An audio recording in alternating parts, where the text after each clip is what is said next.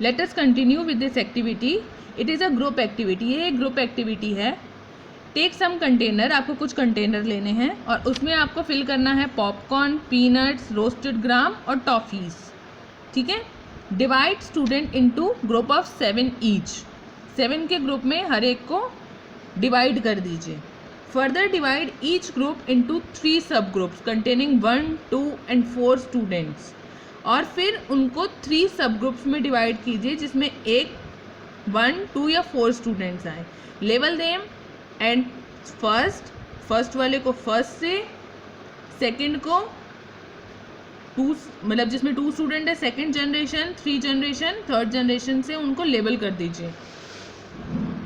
These sub groups represent the consumer, ये जो अब हमने सब ग्रुप्स बनाए हैं वो क्या रिप्रेजेंट कर रहे हैं? कंज्यूमर। कंज्यूमर का मीन्स कंज्यूम करने वाले, जो इन नेचुरल रिसोर्सेज को कंज्यूम कर रहे हैं। एज पॉपुलेशन इज ग्रोइंग, जैसे पॉपुलेशन बढ़ती है तो second and third generation have larger number of consumer, जो सेकेंड और थर्ड जनरेशन होगी उसमें लार्जर नंबर ऑफ कंज्यूमर होंगे, ज़्यादा कंज्यूमर होंगे। Put 1 full container for each group on the table, अब एक टेबल पे आप फुल कंटेनर रख दीजिए हर ग्रुप के लिए। Ask consumer of first generation from each group to consume eatable from the container of their group. अब क्या कहेंगे, जो भी कंज्यूमर है फर्स्ट जनरेशन के, हर ग्रुप के फर्स्ट जनरेशन को आप कहेंगे कि अब आप इनको, इन ईटेबल थिंग्स जो हैं उनको कंज्यूम करिए। अब नेक्स्ट सेकेंड जनरेशन वाले कंज्यूमर को कहेंगे हर ग्रुप के कि आप इसी तरह ईटेबल, जो आपकी ईटेबल थिंग्स हैं उनको कंज्यूम करिए। फिर क्या करेंगे, ask student to observe carefully the availability of eatable in such container.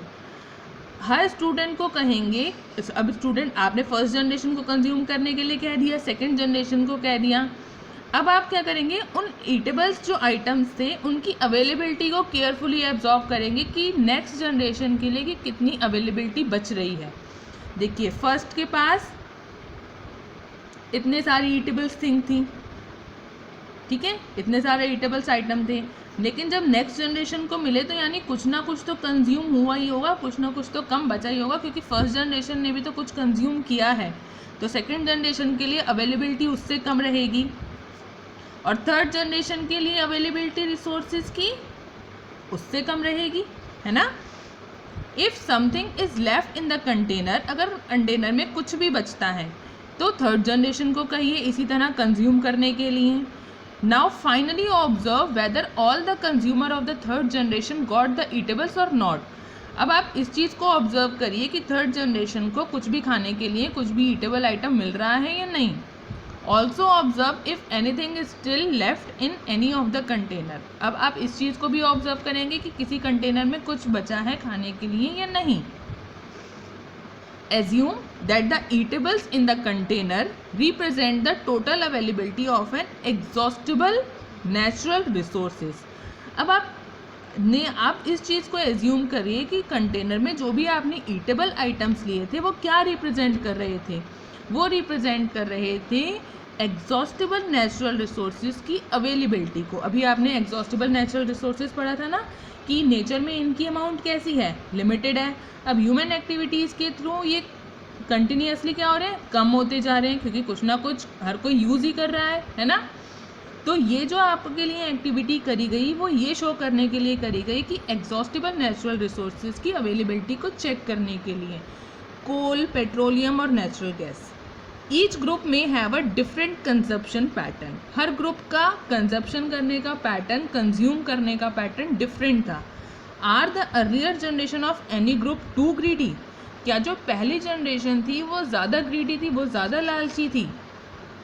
पहली वाली जनरेशन के पास तो बहुत कुछ था ना, है ना, उसके पास तो अवेलेबिलिटी ज़्यादा थी आइटम्स की।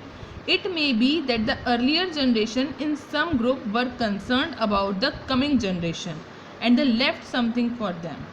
जो नेक्स्ट जो जनरेशन आगे जो बढ़ रहे थे, हम धीरे धीरे सेकंड से थर्ड पे जा रहे थे, थर्ड से फोर्थ पे जा रहे थे, तो जो जनरेशन मतलब हम असेंडिंग ऑर्डर में जो बढ़ रहे थे, तो जो आगे वाली जनरेशन के बारे में सोच रहा था कि हम उसके लिए अपनी नेक्स्ट जनरेशन के लिए कुछ ना कुछ छोड़ दें।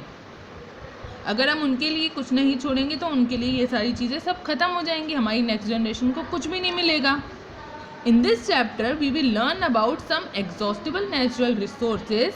इस चैप्टर में हम कुछ एग्जॉस्टिबल नेचुरल रिसोर्सेज के बारे में पढ़ेंगे, जैसे कोल हो गया, पेट्रोलियम हो गया, नेचुरल गैस हो गई। ये सब कैसे हमारे नेचुरल रिसोर्सेज हैं, एग्जॉस्टिबल नेचुरल रिसोर्सेज हैं।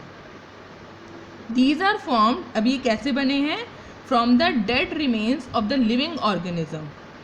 जो लिविंग ऑर्गेनिज्म थे, जैसे प्लांट्स हो गए, एनिमल्स हो गए, है ना, उनके रिमेन डेड रिमेन से बने हैं। आपको पता ही है कि फॉसिल फ्यूल्स कैसे बनते हैं। So these all are known as fossil fuels. इनको हम क्या कहते हैं, फॉसिल फ्यूल्स।